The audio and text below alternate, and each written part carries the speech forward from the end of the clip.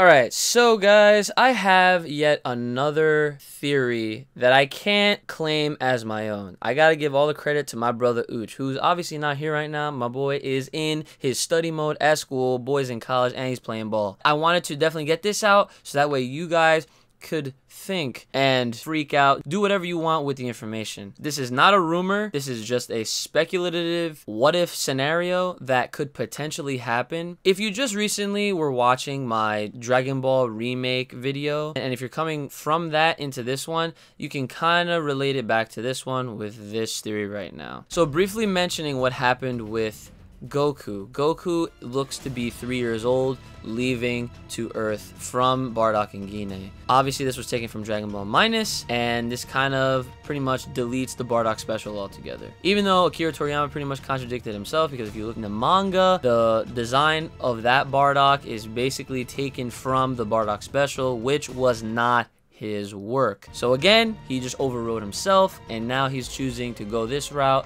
and maybe potentially this will line up a whole Dragon Ball remade, redone, more fluid storyline. But I bring up Goku because I want to almost think ahead, and another one of those outside of the box train of thought. If they are trying to make this movie very emotional, and they're trying to get people to be in the feels, and if they're trying to make this movie just really mess with your head, and they're going all out, especially bringing back Broly, and if they're gonna have all these said surprises that Akira kind of dropped in his note to us, saying that Broly's not the only surprise that we can expect, and just please stay tuned and please look forward to it. I think that Gogeta is definitely just scratching the surface of this. What if Bardock gets brought back? Now hear me out. Again, this is Brother Uchi's theory, but man, it made so much sense, I had to bring it to you guys' attention. So the reason behind Bardock being brought back is the fact that I'm not saying, oh, he gets wished back with the Dragon Balls. I'm not saying none of that. I'm saying if they sent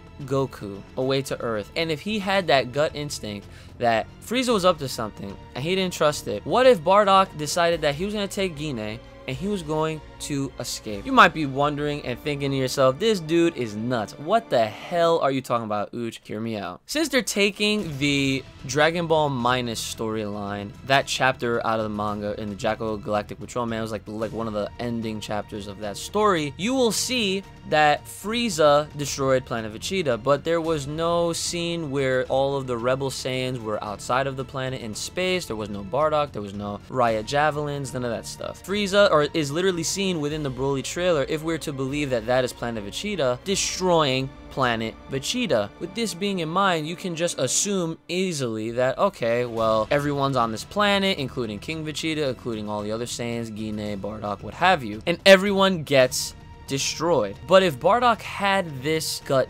instinct, what if he just decided to leave on his own too? What if he decided to go to another planet? What if he decided to just stay in hiding all these years because he was trying to stay out of Frieza's reaches and control? Obviously, with there being no kinds of communication, and the fact that it's been several years that my man Bardock has been out and about, who's to say that could be yet another huge surprise for us, the fans, to enjoy, to not even expect, to freaking piss ourselves in this theater? Because I'm telling you, they're gonna have to hire all types of custodial services for these movie theaters that's gonna have this movie. And another reason why I want to believe this is the fact that Gine has been recently introduced, and to me, when I see a character being introduced that's brand new, even though they are old, they were a part of the timeline at a way earlier point, I want to sit here and believe that maybe there's going to be some kind of potential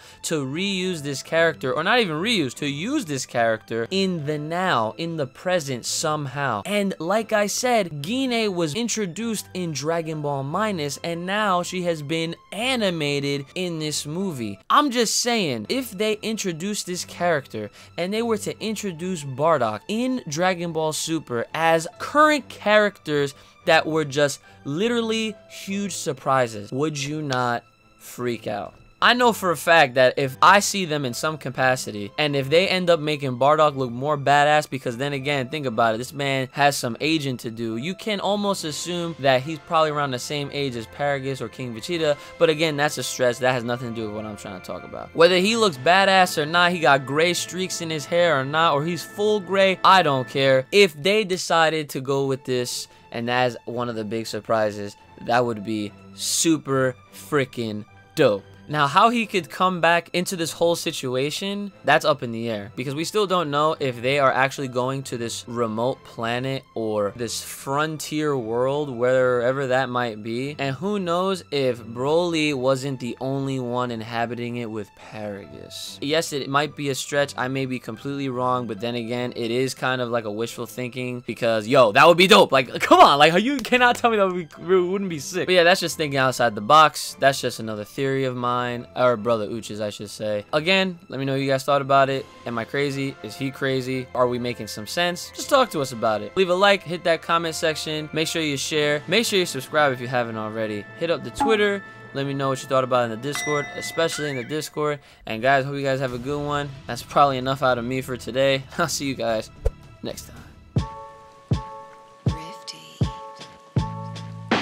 Hey, what's up, guys? This is a little bonus for you guys at the end that stuck it through this long. I did get this Bardock statue that I figured I might as well just throw in the end of this video, and you'll probably see it on my Instagram, Twitter, Facebook, and all that stuff.